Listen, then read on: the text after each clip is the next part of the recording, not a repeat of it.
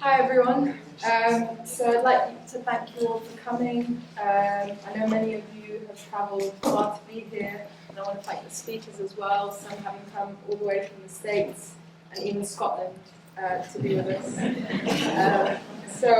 I love the nations. My name's Malia, and I'm the President-elect of the National Union of Students.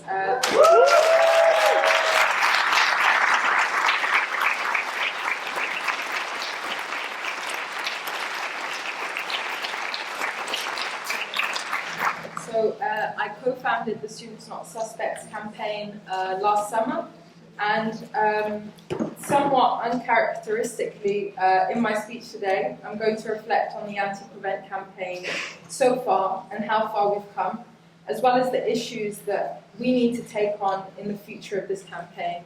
And I say uncharacteristically because anyone who's heard me speak at events on prevent since around February last year, and been a lot, will know how I often deliver what sounds a bit like a doomsday prophecy or a call to arms, shout out Daily Mail, than anything that can be described as particularly uplifting. And this is because I believe that the Counter-Terrorism and Security Act 2015 passed signalled the absolute crisis point, where things could get no worse than this, and when the need to organise against prevent was vital. Although even still, this government continues to outdo itself. But whilst things are definitely still at the crisis point, and whilst I certainly do not want to give the impression of premature celebration, I think that the fact that we're even having this conference today is a testament to how far we've come over the last year. To give a reference point that illustrates my experience, when I first started to get involved with NUS in 2011, NUS as an organisation was somewhat critical of prevent, but which was still open about receiving prevent funding, and which was happy to reiterate the government's line in its briefings that, to quote directly, the prevent agenda is not about spying, but supporting those who may be vulnerable to radicalisation and ensuring local communities are resilient to the violent extremist rhetoric. But from those early days, when only a select few individuals and organisations amongst us foresaw the true dangers of prevent or dared speak out against it, I could never have imagined that in 2016 the opposition would have grown as wide-ranging and diverse as it stands now. And whilst the government has doubled down in the face of this resistance, both in rhetoric and in action, today the newly statutory prevent strategy has never looked more weak or vulnerable. Following a vote at its national conference in 2015, the National Union of Students has been instrumental in the new wave of opposition, or some sections of the National Union of Students have been instrumental in this new wave of opposition against prevent and the Counter-Terrorism and Security Act, with the Students Not Suspects campaign actively shaping the discourse around prevent within the education sector. The campaign has hosted two tours across campuses from Goldsmiths to Birmingham, to Swansea, to Exeter, to Manchester, to Glasgow, and many, many more. The demand for the tour has outstripped our ability to supply, as well as producing materials on prevent, including a student handbook, which you can still find at the registration desk.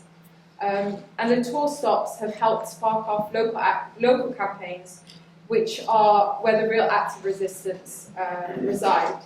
We've seen faculty bodies organise against the duty in Warwick, students connect with MPs at Manchester and Bradford, students take direct action against prevent, crashing a prevent coordinators event in Salford, and occupying a library in Edinburgh, all setting into motion a process of confrontation and accountability that is long overdue and very welcome.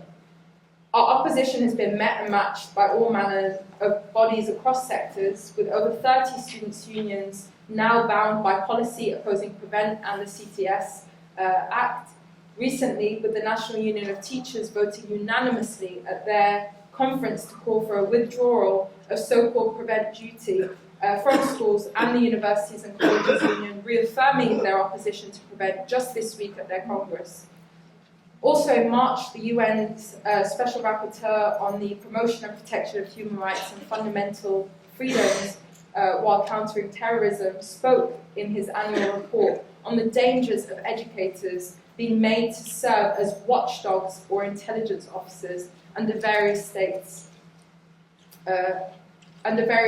counter-terrorism legislation, as well as the growing tendency to criminalise dissenting but otherwise peaceful views as extreme. Both criticisms which have been levelled directly against Prevent. Meanwhile, this January, David Anderson, QC, independent reviewer of terrorism legislation, called for an independent review into Prevent to address the widely held suspicions of the programme amongst the Muslim community in Britain, and increasingly the public at large, and all manner of figures, from senior police figures to university vice-chancellors, have come out in opposition to the Prevent duty as having gone far too far.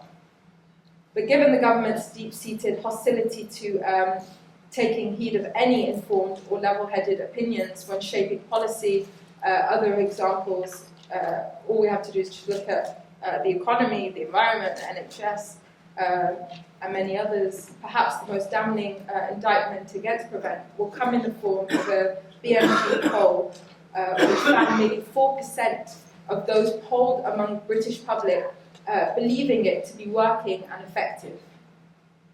Some might believe that this is mainly down to poor communication. If the government invested more in properly explaining what Prevent actually was, then surely perceptions of it would soften.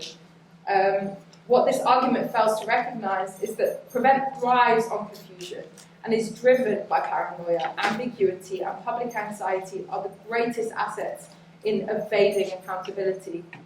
So we're under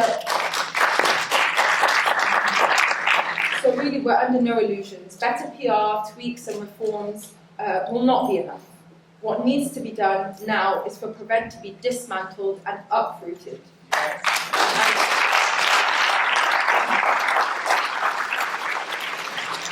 And it is at this point that we have to bring ourselves back to the reality and be mindful of who we organise with. While certainly we need a broad coalition of opposition to defeat Prevent, and this can include a diversity of opinions and tactics, it's also a unity that should be forged in principle. We have to be wary of the pitfalls like romanticising Prevent under Labour as if they were the good old days, whilst forgetting the deeply damaging. I'm so aware of the 0 minutes sign.